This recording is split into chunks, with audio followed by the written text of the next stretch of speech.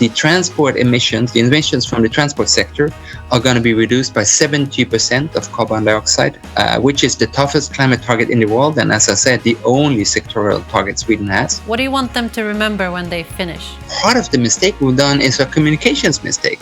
We've been talking about saving the polar bears of future generations when it's really about us here and now. It's not the parties that are in power, it's the people that decided that, hell yeah, we're going to do it.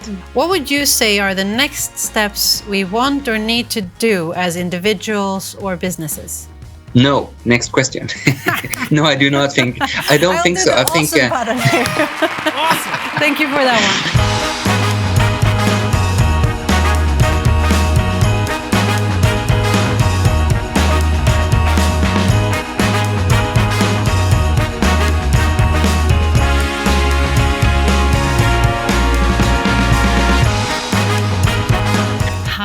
Welcome to The Switch, not another podcast, a podcast where we entertain you and we educate you on everything that can help us do the transition to a greener and better planet. I'm here in DNB studio together with my team behind the scenes, Jacob and Emil. Hello. And I have with me the buttons you fear and you love. It's the corporate bullshit button and the awesome button. Of course, to elevate and to make sure that we talk about the really important things with our guests. And talking about the guests, here is the introduction of today's. Climate influencer, environmental debater, sustainability expert, author, speaker, opinion leader, crowned the most powerful in sustainability Sweden, and knighted for his climate work by the President of France. Well, we have a guest today with a big CV. He is the former CEO of the think tank Force, spokesperson for Gröna Bilister, and former head of sustainability for Sweco. He is now the CEO of his own climate consulting firm Goldmann Green and is working to influence the world in making the switch to a greener society. With international experience and with local knowledge, he is here to inspire us about how we can really make a difference. So help me welcome and let us learn more about how to avoid all the sins. Welcome, Mattias. Thank you so much. Thank you for that introduction. I'm hoping that my mother hears this. She would be proud. I hope so too. You are calling us from Thailand, Bangkok. That's so true. I'm actually living here right now. I think flying to Thailand is not necessarily what you want to do when you combat climate change, but I actually live here since some time back and intend to live here sometime more. My wife is the first secretary of the Swedish embassy in Bangkok, so that's why. Yeah, I understand. And here in the studio, we are very jealous of where you are right now because we are right now in Sweden and it's getting colder and darker and you look absolutely fabulous where you're sitting in the sunshine. That's true. It's actually a sad day. The previous king of Thailand died this very date some years ago. So today is a public holiday, but a public holiday when you're supposed to not celebrate, but be thoughtful and think about more important things than just yourselves, which I guess is also the theme for today's discussion. Mattias, thank you for sharing and respect to the Thai people and their holiday, of course. Listen, I want to dive into this already now. I mean, Sweden is the most influential in sustainability issues, and you are knighted by the French government for your climate work. I mean, wow. What made you so interested in climate and sustainability in the first place? And what did your passion for these issues start? You know, I'd love to give sort of an original answer to that, but I think with time I've come to realize that I'm very much a product of my parents. Of course, my mother was like a not a hippie, I would not say, but she was she invented the compost before the word even existed, and we had backyard gardening and we did organic stuff and we were vegetarian since I was very young. And my dad is more from a company negotiations consultancy side. So when you sort of mix those two, you come up with me. I think that your mother and my mother would really hit it off. Let's make sure that they meet. Yeah. My mother is in Uppsala, so it's not going to be too complicated. Let's make that happen. Let's make that happen. I would like that. Listen, we're starting to get to know you, but I want to get to know you a little bit more. What about rolling the wheel of questions? Are you ready for that? I don't think you can ever be quite ready for that, but you warned me, so let's go for it. All right, here we go. Wheel of questions.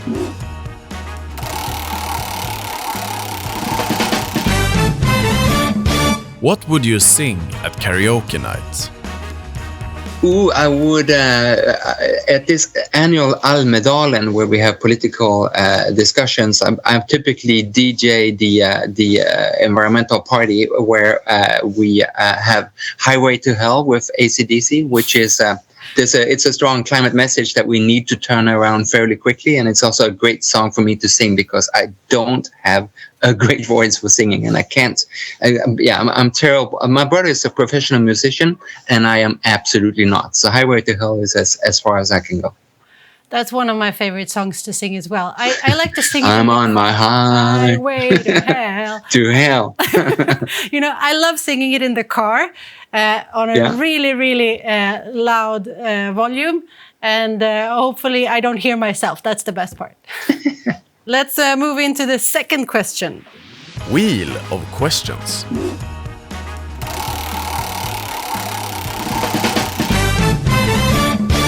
Who is your hero and what is your proudest accomplishment? I am very proud of many things I've done, and some of them you started out by mentioning. But when my daughter is successful about what she does and happy what she does, it really is. It really gets right to my pride as a father and the joy of being a parent. And I think if we are to work with large-scale sustainability, we need to be sustainable at the sort of smaller level as well. So that's where I start. Yeah, I've read a quote from you. It says, "Let's get it done and make great business out of it." And I think that this is generally your approach to sustainability and climate. Can you explain this thought a little bit? I'm worried that we sooner or later are going to have to look at ourselves in the mirror, those of us who've been speaking about climate and environment for quite some time, and ask ourselves, have we been very successful or not? And I think the answer has to be an unequivocal no, because emissions are still nowhere near reducing in the pace that they need to be. In fact, in many parts of the world, they're still rising. And I think part of the mistake we've done is a communications mistake. We've been talking about saving the polar bears of future generations when it's really about us here and now. And we've been talking about the sacrifices that we have to make when the big, almost incomprehensibly big sacrifice would be to fail in combating climate change. So I want to make it much easier and much more enjoyable and much easier to understand what's in it for all of us in combating climate change. I want to make sure that we earn money, we earn pride, and we perform better at dating sites. Even that. I think I want to find out what is the key driver for you, I, and all others. And I'm sure it's not shame or guilt. You took an example just before when we were talking here. You said we were discussing IT shame in a sense, and you said there are different streaming services, and one of them is better than the other. We don't know really who is. Is that something that you mean when you think about commercializing it? That it becomes a part of why you choose a special streaming service, for example? I think that's a good example. It's hard for most of us to really see a big difference between. I know that some of us have series that they don't want to live without, but most of us can't really see the big difference between one streaming service or the other. And if there is a big difference in terms of combating climate change, I think that might be onto a winning streak. I think more and more products and services are fairly alike, which means that if you fill your brand with being part of the future that we all want, I think it's going to be commercially successful, and it can be tremendously important for combating climate change as well. Do you think that businesses can stay relevant if they're not like adopting sustainability? No. Next question. No, I do not think. I don't think so. I think. Awesome. Thank you for that one. Can you? But you have to elaborate. You really don't think so? It's a no. It's a no, partially because I think that if the world means even half of what we agreed upon in the Paris Agreement and the EU climate neutral 2045 or the Swedish climate target or the climate target that municipalities have and so forth, if we just mean a little bit of that, it means that it's going to be very hard to make good business if you're not part of the solution. If you're still, for instance, in fossil fuels, you're soon going to see that those assets are stranded and worth less and less. And I see that some of the most greedy people on this planet, like BlackRock, which is the largest institutional investor in the world, they are getting quickly out of what's not sustainable, what is linear, what is fossil, they want to leave behind, not because they become a climate evangelist, but because they realize it's a very big risk to take for your own wallet or for your own money if you're stuck with something that's not part of the future that we want. So I feel that we are in agreement that the market is moving towards the right direction. If you look at it from a political part, then what do you think that politicians globally do you think that they are an obstacle when it comes to climate action? Are they the ones who are stopping it? You know, it's hard to generalize about politicians around the world, but you mentioned that I was named Future Politician of the Year, and then pretty much immediately after that, I stopped. And I still feel that having done politics was one of my also proudest achievements or most important things that I've done, because it still gives me so much insights about how decisions are really taken, and also admire the hard work that politics is about pretty much wherever and in whatever party you're in. But having said that, I see that for instance, in the Swedish elections that we just had, there was more than 200 large-scale Swedish companies, including many of the brands that we're the most familiar with, that were saying like, hello, politicians, please wake up. We need much stronger actions to combat climate change. And yet the politicians just came with more proposals to make fossil fuels cheaper, which is terrible for climate and good news for Putin. So I think that you're onto something here, that we are not seeing the leadership that we need. Can I do it? Go for it. Push the corporate bullshit button for that one. All right. What does that mean? Because I agree with you. All right. In this sense. I really think what you're saying here is that there is a strength now coming from both the public and the market, but yet we're stopping it somewhere. And you said you stopped being a politician. Do you mean that actually you don't think that politicians can make a difference? No, I don't mean that. And I'm also, I never like putting the blame on someone else. I try to put the blame on myself, and I think we should here, especially if we live like you and I do. If we live in a democracy where we get to elect our politicians, I think let's blame ourselves. We have not been in touch sufficiently with the people we elected. Let's give them a call or send them an email. This is what we expect from you, dear politician. We put you there. Now we expect you to deliver. And I also see that many people blame the media, for instance, for the lack of good discussions about climate issue in recent elections in Sweden and many other countries. Again, we're the consumers of those media. They don't exist, neither politicians nor media, without our consent. So I think that it's time, again, for us to look ourselves in the mirror and say, what can we do to help politicians perform better? Because when I meet with politicians, very often, even though it's from a party that I've never voted for, very often I see that by and large, they also want to make sure that the world remains a sustainable place to live in. You get the awesome button for that one. Awesome! When I listen to you, I hear a lot of optimism, and I hear that you tend to focus on the opportunities. What would you say that are the best opportunities we as a society have right now? I think that this is a time for us to really rise and shine, not only because we are in a race against time when it comes to combating climate change, but also so many things around us are changing, which means that there's a great opportunity for us to perform better.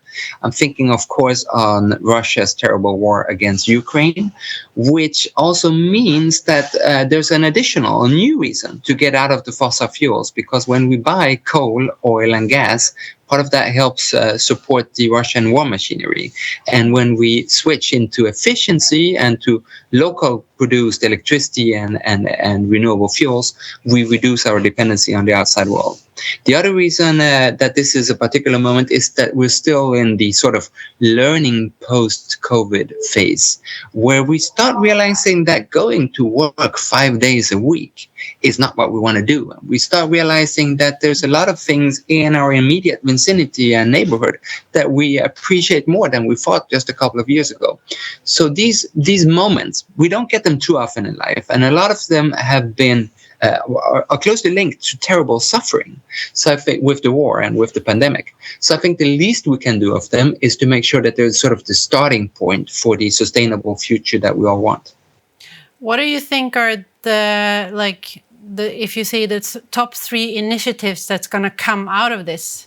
Ooh, that's a great one. So number one is there's a global drive to be more energy independent from the outside world. We see that with the Inflation Reduction Act in the United States. We see that with all over the EU, reducing the dependence on imported natural gas and so forth. Mm-hmm. The second one is the co-benefits with health. We know that health is actually deteriorating across the globe now. We need to improve health and, for instance, active mobility, taking the bike instead of the car, and many other environmentally sound solutions are also great for health. Also, of course, electric cars, because they don't even have any emissions in the city where we live. And the third reason I want to bring up is that now we need to be much more cost efficient, because we are now moving into maybe a recession, or at least economically tougher times. And we see that a lot of the things that are good for the climate are also good for the state budget and for the household budget, being much more efficient about the energy that we use or the electricity in our homes and so forth. So those are 3. I could probably go on to 5 or 10 or 20 different reasons, but those would be my immediate top of mind 3. But it basically also goes back to the quote I started with, let's get it done and make great business out of it. You're returning back to it. Interesting. Is there anything that we can use to restart after the pandemic? Have we learned anything, like handling a huge crisis from the pandemic, that we can actually use in climate transition?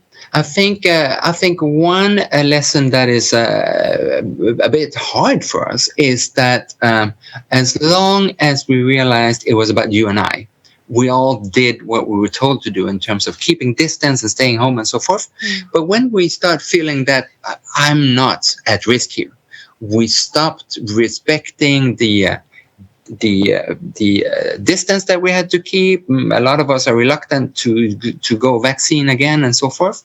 And that proves, and it's an important, even if it's a quite harsh point, it proves that we cannot be expected to deliver what has to be delivered in terms of combating climate change for people in faraway sinking islands, or for future generations, or for different species. It has to be for the benefit of ourselves. Otherwise, not enough people are going to do enough quickly enough. That is the tough lesson. The good and easy lesson is that a lot of things that just 3 years ago seemed impossible are now the new normal. Who amongst us still go to work 5 days a week? A lot of us do like you and I are doing now. We connect instead. And of course, that's a great climate benefit, because especially rush hour, which is when you go to and back from work, has a very high climate impact that we can easily avoid. Very interesting. Before we move on to the next segment, I actually want you to tell us a little bit more about the 2030 Secretariat and what you guys are doing there. Well, thank you. So there was a government-initiated commission almost 10 years ago that said that Sweden should have a fossil-independent transport sector. We were part of that commission, and when it was launched, we both loved it and ridiculed it, because what is fossil-independent? For instance, I am not dependent on wine, but I hope to have at least 2 glasses tonight. So independent doesn't mean much, right? Yeah. So we insisted on this being transformed or exchanged into a credible climate target. And in fact, it became became Sweden's only sectoral climate target, that by 2030, compared to 2010, the transport emissions, the emissions from the transport sector, are going to be reduced by 70% of carbon dioxide, which is the toughest climate target in the world. And as I said, the only sectoral target Sweden has. And when this became law, only one party of the 8 parties in the Swedish parliament was against it. All the other 7 agreed. When it became law, we formed the 2030 Secretariat as a coalition of the willing to make sure that we reach those targets in a cost-effective way and in a way that other countries can benefit and learn from our advancements, and also, unfortunately, also from our mistakes. Is there? I mean, if you have done this and you are on a good path achieving those goals. Do you think that this can be implemented on other areas? Could it be a copy-paste that other areas can learn and do from? Yes, for instance, right now I'm sitting in Thailand, and Thailand decided that by 2030, 50% and 2035, a full 100% of all the vehicles sold and manufactured here are to be electric, and not just cars, but just like the Swedish target, all kinds of transport. So we see that the target is inspiring across the globe. And we also see how important a target can be to get together like a coalition of the willing. So even though I'm excited about Sweden having a transport target, I would also be excited to see similar targets for other sectors, the agricultural sector, the forestry, maybe the banking sector, and so forth. I think we should get together and challenge ourselves in a way that can much better be done if there's sectoral targets. And as long as there aren't, in an official sense of the word, I invite the businesses to get together themselves and create the target and say that this is what we mean by sustainability and this is what we pledge. And I wish that I could clone you and your team. So let's do that. It's soon going to be possible. I hope. I think so too. You said that environmental sustainability and social sustainability should go hand in hand. What do you mean by that? Can you explain a little bit more? So my dad lives in Geneva and my stepmom is French. So I've been, for many reasons, following the Yellow Vests movement in France quite closely. And in many other countries, we see similar things. In Sweden, we have bensinskatteupproret against the high taxation of fossil fuels and so forth. And a lot of these rebellions started out, I can fully understand why they started. They started saying, well, if I live on the countryside and I don't have too much money in my wallet, you can't expect me to go buy electric bike, and I can't afford an electric car. So if people feel left out and they feel that they would want to contribute to the solution, but they can't, and the measures that are being taken are mainly for people like you and I, it's going to be very hard to make sure that we have the momentum that we need with enough people doing enough quickly enough, and that politicians feel, like we were discussing, that politicians feel the pressure to deliver more. That is why it's so important that the climate fight within countries and between countries is also socially just. And I know that that's very hard to exactly define, but it's also very easy to see when it's socially not just, when it's just benefiting those that already have a lot, and then it won't work. It's interesting because I think that we have a generation coming that really has this close to their heart, right? So I think that it's an important topic for everybody to understand how this will affect everything, the market, the politicians. Any comments on that? We heard, not least in the Swedish elections that we just had, that Generation Greta is dead or even never existed. But those people saying that are wrong on 2 accounts. First of all, Generation Greta and Greta Thunberg herself was never about voting for an individual party or anything like that. It was about putting more pressure on all of us. And second, Generation Greta is not just, I believe, people between the age of maybe 16 to 25. It's also, and I feel that pressure very strongly, it's also about the parents to that young generation, where we see that many of the business commitments that are now happening and that we just discussed are related to the very strong pressure at the dinner table from the Generation Greta, who might not as yet be super powerful in themselves. But when they put that pressure at the dinner table, there's just no avoiding all of us shaping up and doing better for the common good. I completely agree with that, Mattias. And now it's time for the segment From the Future, where our 7-year-olds are asking our guests questions. Questions from our future. How can we make everybody work together? That is a great question. It's a question I actually focus a lot on myself, because I realized that the key to becoming more sustainable and reaching the climate target we've agreed upon is cooperation between people from different parties, between companies that still can compete for the customers and orders, between different countries and different religions and different municipalities and so forth. And the key for increased cooperation is win-win. We will cooperate when and only when we see that there's something in it for you and there's something in it for me. And that win-win cannot be about a better future in the distant past or something that's good for other species, other generations and so forth. It has to be something where you and I both win in the immediate short term. That comes back to political decisions and so forth. So it's not an easy job making sure that everybody cooperates, but we have to start with exactly your assumption. How can we divide and design? How can we stop dividing and start designing so that we cooperate more? Do you have a recent example of a good cooperation that has actually been benefiting to both parties in this sense? Yes, two of my favorite examples are that in the public discussion, we often say we should have more nuclear power or we should have more wind power.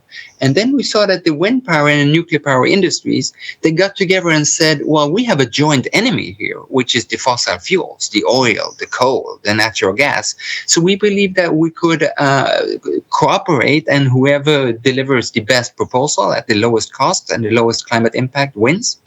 There's also been a discussion about what we should transport on trains or trucks. And the trucks and the trains say, well, we actually know that the trains cannot go all the way into the forest or all the way down into the mine, all the way to the harbor. So let's use each transport mode as best as possible for the climate. And when we cooperate, we get a better common good. Good examples. Thank you. We are now moving into the segment Uncomfortable Conversations. Uncomfortable conversations. Mattias, a conversation I often have with people is that it seems that there are so many problems and bad practices in the world that people feel overwhelmed, both as individuals and as companies. They don't know where to start. What would you say are the next steps we want or need to do as individuals or businesses? I think we should all sit down in our local context with our friends or family or so forth and discuss what would be the most beneficial for what we want to achieve as a family, as a company, as a group of people, and what would hurt the most to do. And I feel that often people start in order to combat climate change, they start by doing things that they really suffer from. If for your family, that yearly trip to the Mallorca island is sacred to you, well, don't start by stopping that. Take the train there instead of the plane if you can, but don't start by sacrificing that. If the most important thing to you is that chunk of meat, give it a good try if it can't be vegetarian instead. But if it really can't, don't start there. I think that we should start by making sure that the first domino bricks fall in the right direction so that we feel that this was really good for us. It meant that I have a better life, more self-esteem, more money left, more recognition from friends and others, and then every other step is going to go in the right direction. Just like when a kid takes its first steps, those steps are not necessarily going to be in the exact direction that we wanted. They're not going to look beautiful, but we have to applaud them, and we have to make sure that it becomes something that you want to do so that we take more steps after that. I love that perspective, and I think, is it like that, an uncomfortable conversation that I also have is, are we scaring people too much and that's why they don't act? Should we have more motivating and supporting and showing them all the benefits of it? Is that the problem? Do people not understand all the benefits of it? That's the exact theme of my book, Klimatsynda, Climate Sin, where I urge us all to commit the 7 deadly sins in terms of combating climate change. For instance, it's a great thing when we put up solar panels on the roof to impress our neighbors. Or it's a really good thing when we, as we discussed, feel greedy enough to put our money in sustainable shares and stocks and companies rather than the unsustainable that would not be good for the economy. It's also great that we feel pride as Swedes and many other countries around the world when we have tough climate targets and we start delivering upon them. So let's make sure that this is filled with the 7 deadly sins. We commit them in the names of combating climate change, and we don't focus on guilt, scum, and all those negative feelings that makes us want to do less and less. Who should we talk to in order to make this come true? Pretty much everyone. I think every conversation is an opportunity to raise what we can do together to be part of the solution. Every cue is one person or several persons in your immediate vicinity that you can start discussions with. And of course, again, if you focus on guilt and you're not doing enough, then that conversation is pretty soon going to be awkward. But if we could focus on all the benefits that we can have from delivering a sustainable future, that's going to be a nice conversation to have. When it comes to combating fuel emissions, what are the things that other countries can actually learn from Sweden? So Sweden is a small country. We are 0.15% of the global emissions. So our only chance of being relevant is by being a role model for others. And in many ways, we certainly aren't. Our emissions are very high per person still, linked to us being a developed country or so-called developed country. But we have been amongst the fastest to leave the fossil fuel era behind, to become more renewable in the industry, in the household, in the energy sector, in the transport sector. And that's sort of what I feel that we bring to the table. And then other countries bring other things. When you go to Copenhagen or the Netherlands, you become inspired how they cycle. When you come to Italy, for instance, you're inspired by how many solar panels are up there. So we can all bring something, and that's how together we can all make this change happen. Mattias, on your channels, you often highlight good local green solutions by giving them your climate love. And I'm going to ask you about who you give sunshine to, but I would also like to ask you, what's your favorite green solution in a country or a city that you've come across so far? Sunshine. So first of all, I would want to give my climate sunshine. It's going to sound weird, but I want to give it to President Zelensky of Ukraine.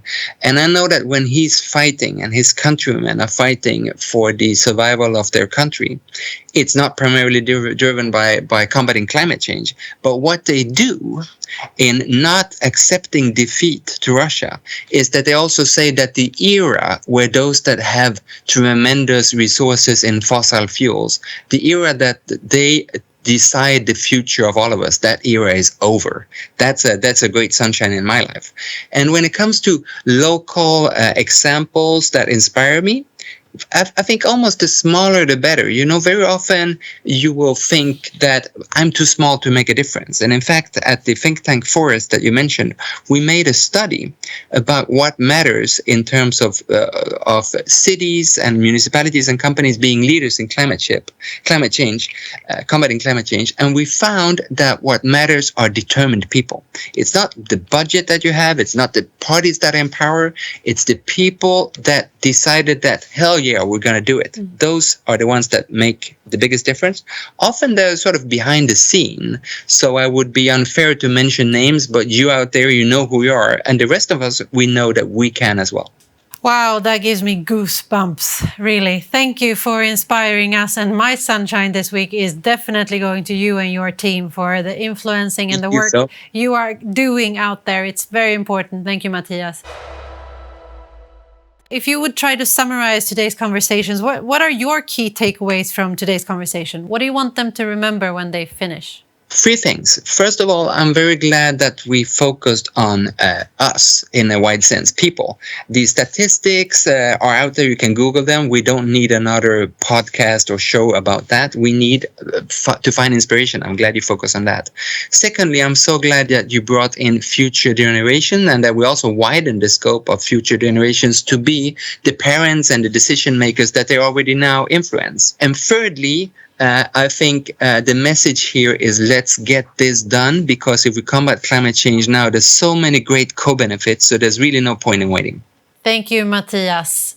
I cannot say it better. Let's get things done. Thank you for listening to The Switch, Not Another Podcast. If you liked this, if you heard something that was really interesting, make sure to share it. Make sure to subscribe and make sure to help us reach as many people as possible, because we need you in order to make the switch. Have a good week. Have a good day wherever you are in the world. And if you can, take care of yourself and someone else.